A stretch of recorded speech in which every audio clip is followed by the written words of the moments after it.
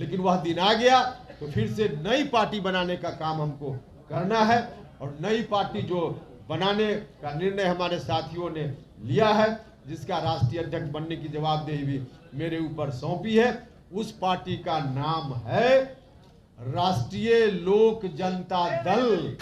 राष्ट्रीय लोक जनता दल, राष्ट्रीय लोक जनता दल। परिषद की सदस्यता मुझको दी गई, विधान परिषद की सदस्यता मुझको दी गई।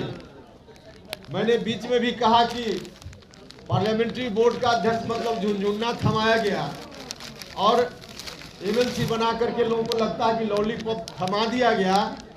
उपेंद्र कुशवाहा अपनी जमीर बेचकर अमीर बनने का काम न कभी किया है न करेगा।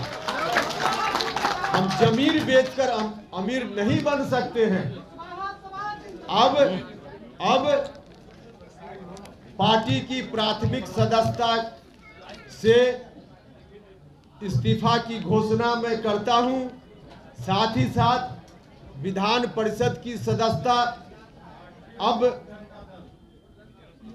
प्रक्रिया है कि मिलकर विधानसभा के सभापति जी को त्याग पत्र देना पड़ता है, तो उनसे मैं समय मांगकर जल्दी ही आज कल जब समय मिलेगा, जब मतलब हम आगे की बात नहीं कर रहे, आज समय दे, कल समय दे, हम जाकर के उनको इस्तीफा विधान परिषद की सदस्यता से सौंप देंगे। तो यह मेरा निर्णय है और पूरी मजबूती के साथ आगे बढ़ेंगे। बहुत बहुत धन्यवाद। ऊपर लोगों ने दी है और उस नई पार्टी का राष्ट्रीय अध्यक्ष भी लोगों ने मुझको बनाया है। यह जवाबदेही भी मेरे ऊपर है और इसी जवाबदेही को देते हुए साथियों ने कहा कि पार्टी के नाम का भी ऐलान आप खुद कर लीजिए। तो अभी आपको पार्टी का नाम बताएंगे, लेकिन यह पार्टी आगे पूरी विरासत को आगे ले चलेगी। जननायक कर्पूरी ठाकुर जी की विरासत को हम बंधक नहीं बनने देंगे।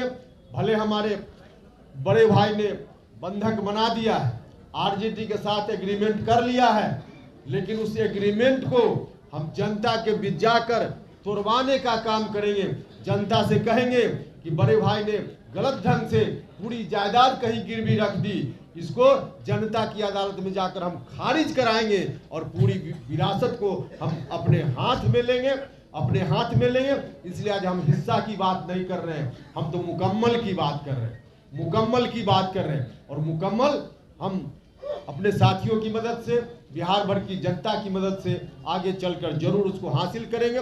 जो एग्रीमेंट इन लोगों ने किया है आरजेडी के साथ, उस एग्रीमेंट को खारिज कराकर करने का काम करेंगे।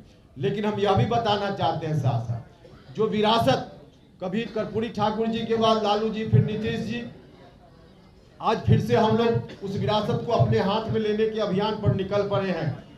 वह विरासत हम लोग के हाथ में आएगी तो और लोगों की तरह इस विरासत को हम कहीं गिरवी रखने का काम नहीं करेंगे। इस विरासत को हम अपने घर में कैद करने का काम नहीं करेंगे।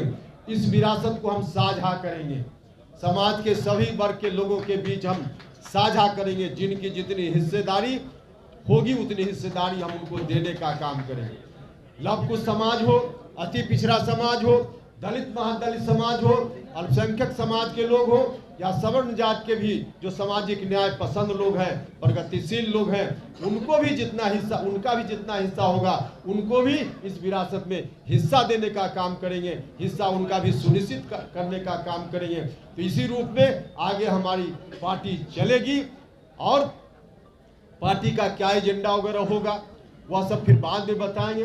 अभी आप जानना चाहिए कि पार्टी का नाम क्या होगा।